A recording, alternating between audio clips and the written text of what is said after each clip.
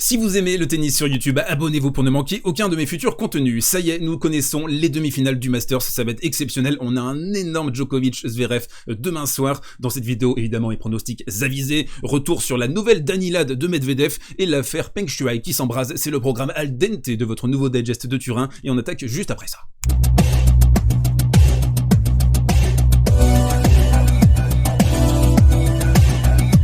Et on attaque ce côté réseau par l'affaire Peng Shuai qui connaît de nouveaux rebondissements depuis hier. Le monde du tennis est extrêmement solidaire. On le voit, Rémi Bourriard qui tweet « Le phénomène Where is Peng Shuai prend de l'ampleur, la mobilisation est désormais quasi générale. » Vous voyez donc le monde du tennis qui s'exprime. Maria Sakkari, Radwanska, Strikova, Gérard Piquet, monde du tennis peut-être pas, Serena Williams et également Naomi Osaka. On a une réaction de Novak Djokovic également en story cet après-midi. Vous le voyez avec un post ici sur le hashtag et également un message via la PTPA, c'est le syndicat qu'il a co-créé avec Vasek Pospisil, dans lequel il exprime le fait que nous devons nous unir et également être prêts à prendre des décisions stratégiques parce qu'on sait que le tennis, surtout le tennis féminin, dépend énormément de la Chine, peut-être se retirer si jamais la Chine continue à nous enfumer. C'est la position également de Steve Simon, le boss de la WTA, on le lit en jaune trop souvent dans des affaires de ce genre, le business, la politique et les affaires de gros sous dictent leurs lois, mais quand une jeune personne comme Peng Shuai a la bravoure de mettre en avant des allégations de ce type, avec pleine conscience des conséquences annoncées, c'est ça aussi, quand elle a posté son message sur Weibo, elle savait que les représailles allaient être extrêmement violente. On connaît les méthodes de la Chine, je vais pas vous les apprendre ce soir là dans cette vidéo, mais il suffit de regarder l'affaire Jack Ma et puis vous avez tout compris.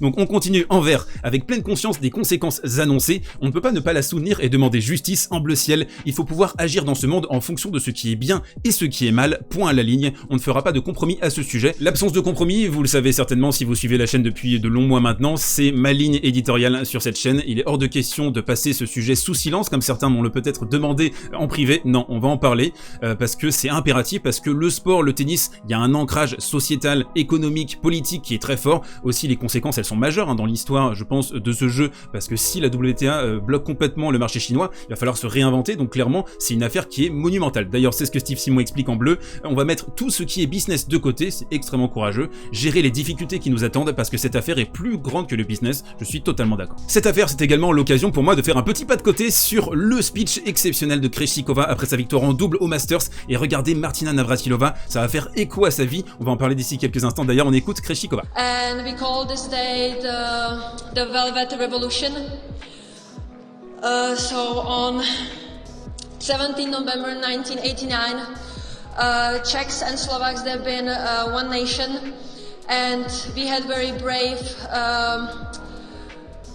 Czechoslovakia students and citizens and they went outside to the streets. And they've been demonstrating against the non-democratic regime that we had there back then. Navratilova qui s'effondre complètement derrière, vous voyez, elle est en larmes bien sûr. Krejcikova qui évoque cette révolution de velours en 1989 en Tchécoslovaquie. Avant ça, c'était un régime communiste qui était extrêmement dur. Navratilova d'ailleurs a dû s'exfiltrer à 18 ans, elle est partie aux États-Unis parce que on lui confisquait ses gains, on lui confisquait son prize money, il y avait aucune liberté individuelle. Et donc je voulais aussi vous raconter cette petite histoire de Chris Evert par rapport à Navratilova, ça me tient vraiment à cœur. C'est issu du numéro du 12 juin 2021. Et donc on a cette question, avez-vous un souvenir que vous n'avez jamais raconté? Chris Evert qui explique, un des moments les plus forts de ma carrière professionnelle aura été de jouer la Coupe de la Fédération, ancien nom de la Fed Cup, en 1986 avec Martina en Tchécoslovaquie. C'était la première fois qu'elle retournait dans son pays après avoir été naturalisée américaine. Elle m'avait appelé pour me demander si j'acceptais d'être dans l'équipe. Veux-tu venir en Tchécoslovaquie avec moi, même si cela pourrait être risqué? Je lui ai répondu, oui, je suis avec toi. Quand on est arrivé là-bas, elle a été totalement ignorée. Elle n'était personne. C'était Chris Evert et l'équipe des États-Unis alors qu'elle était numéro 1 mondial. On m'a programmé sur le central alors que j'étais numéro 2 de l'équipe et elle sur un cours annexe. La foule et les fans se sont alors levés pour lui adresser une standing ovation. On était tous en larmes parce que le public l'admirait pour ce qu'elle avait fait, changer de nationalité, et que lui ne pouvait pas faire. Pendant la rencontre, elle est devenue la star, sauf en tribune d'honneur, où aucun des officiels et des représentants du gouvernement ne l'applaudissait, ne lui rendait hommage, ne la traitait pour ce qu'elle était. Ils l'ignoraient tous. La presse ne mentionnait même pas son nom. Mais le public pleurait pour elle. Et savez-vous ce qui s'est passé? On a joué contre la Tchécoslovaquie en finale et toute la salle était pour Martina, alors qu'elle affrontait Anna Mandlikova, donc battue 7-5-6-1. On a gagné et j'ai tout de suite regardé vers la tribune officielle où tout le monde était debout pour l'applaudir. Pour moi, ça a été un moment d'une rare intensité. Le tennis est passé au second plan. Il était question d'humanité, de politique, d'un immense témoignage de la puissance du sport et du pouvoir qu'avait Martina Navratilova. Alors bien sûr, il serait complètement naïf de penser que la Chine va plier sous le poids des hashtags, littéralement les hashtags sur Twitter, c'est impossible, c'est un régime qui est de plus en plus dur, on sait comment il fonctionne, mais par contre on peut en parler, on peut en discuter, ça peut aussi nous permettre d'ouvrir des portes au niveau historique, de voir ce qui s'est passé dans l'histoire du tennis. Ça me tient également à cœur dans le projet de cette chaîne, c'est de vous donner l'envie avec les séances vintage sur Twitch, aussi là avec ce témoignage de Chris Evert, vous donner l'envie, le plaisir d'aller fouiller dans les années 90, 80, 70, 60, et aussi vous permettre de dézoomer sur l'actualité, la course au GOAT, etc. Je sais qu'il y en a certains qui sont extrêmement tendus par rapport à ça, et je vous fais une promesse, si vous commencez à vous intéresser à l'histoire de ce jeu, vous allez totalement vous désintéresser de la course au GOAT, parce que qu'est-ce qui est important dans le tennis? Ce sont les histoires de ces hommes, de ces femmes, ces matchs mythiques, Roland Garros 84, enfin bref, il y a plein d'histoires à raconter, beaucoup plus intéressantes que un tel est meilleur qu'un tel, franchement au final, qu'est-ce qu'on s'en fout en fait. Et on enchaîne dans ce côté réseau beaucoup plus léger, la nouvelle Danilad de Medvedev, regardez-le en train de bailler, alors c'était à 5-4 au changement de côté dans le deuxième set, alors on voit Yannick Sinner qui serre le poing, qui a pris une bulle dans le premier set, qui essaye de se galvaniser, et on a vu le petit troll de la part de Daniil, d'ailleurs dans lequel je trouve que Sinner s'est complètement engouffré, on le voit à la fin du match d'ailleurs, une poignée de main très fraîche où Daniil essaie de lui dire quelque chose, et Sinner ne le regarde même pas, et puis... Daniil qui fait semblant de cloper pendant le match.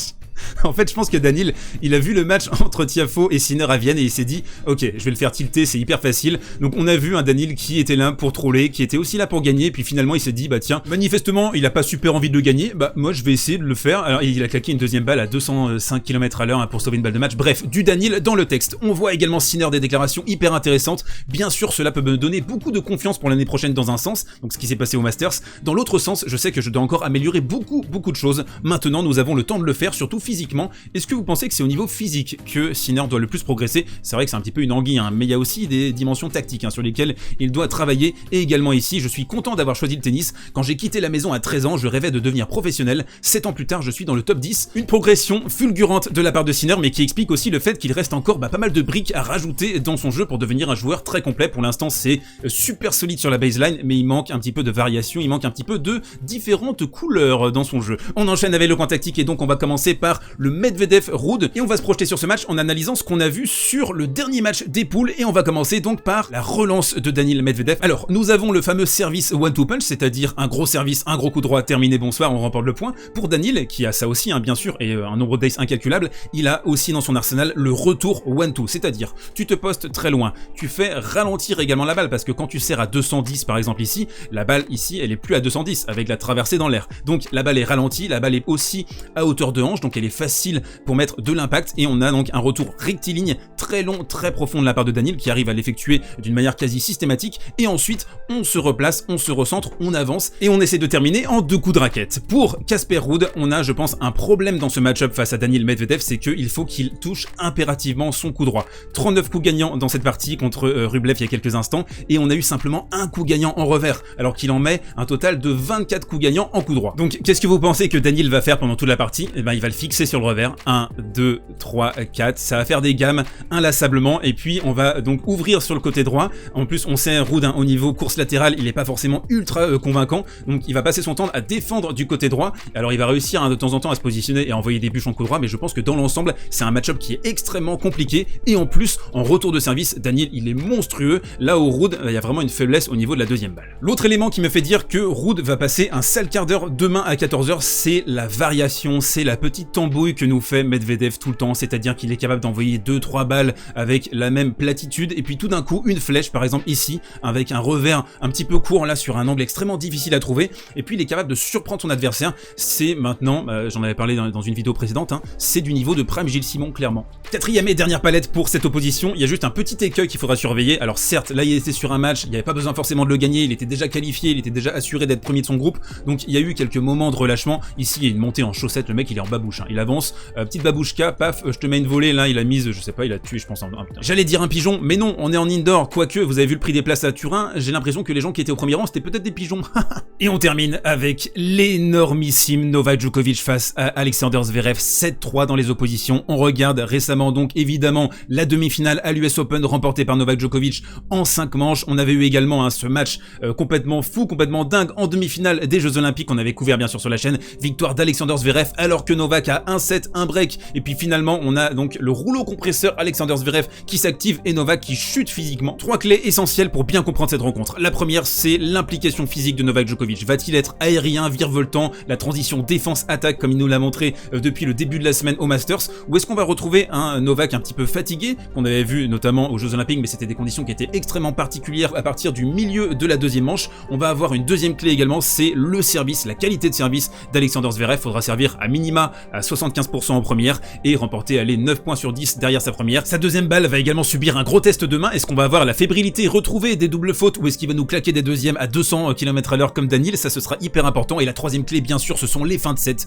les moments de tension, le momentum des parties. Ça, Novak Djokovic, c'est le boss ultime dans ce secteur. Alors, le truc important ici, c'est qu'on est en 2 sets gagnants, pas en 3 sets gagnants. Donc, du coup, moins de momentum, moins d'aléas de haut et de bas. Et du coup, Zverev, il est plus proche clairement de Djokovic sur le format en 2 sets gagnants. Sur cette base, je pense que Novak Djokovic va s'imposer en 3 manches. Et dans l'autre match, ça risque d'être un peu une correction. Je pense si Daniil est à son niveau, je vois 2-7-0 pour Daniil. Le programme sur les prochains jours, il est juste ici, devant vos yeux ébahis. On a donc ce samedi les 2 matchs en live sur Twitch à 14h et à 21h. Je vous attends nombreuses et nombreux. Le digest, ce sera pas demain, ce sera dimanche matin, midi, on verra. La finale, elle sera diffusée en live sur Twitch. On va la commenter ensemble. Et lundi, le grand débrief du tournoi. Voilà, c'est tout pour aujourd'hui. On se retrouve donc dimanche pour un nouveau digest. D'ici là, portez-vous bien, prenez soin de vous et buvez du kawa.